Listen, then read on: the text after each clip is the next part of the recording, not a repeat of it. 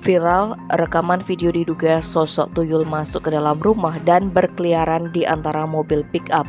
Bahkan video yang diunggah beberapa akun media sosial tersebut disertai informasi bahwa uang sebanyak 100 juta rupiah milik seorang warga lenyap di gondol tuyul.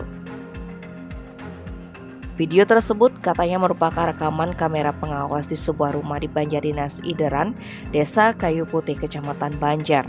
Namun pihak Polsek Banjar menyebut kabar hilangnya uang ratusan juta itu adalah bohong.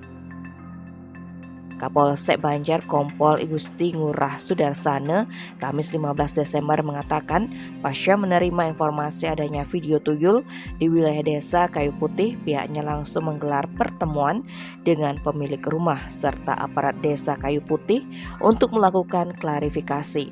Hasilnya pemilik rumah membantah jika uang 100 juta rupiah miliknya digondol tuyul. Sementara terkait sosok penampakan tuyul, Kompol Sudarsana mengaku belum bisa memastikan apakah hal tersebut benar atau tidak. Namun menurut analisa warga setempat, warna putih yang bergerak mengelilingi mobil pick-up yang tengah parkir itu diduga efek dari sinar lampu. Terkait kabar bohong atau hoax yang dilakukan oleh oknum warganet, pihak kepolisian akan segera berkonsultasi dengan tim cyber Polres Buleleng apakah perbuatan tersebut melawan hukum atau tidak.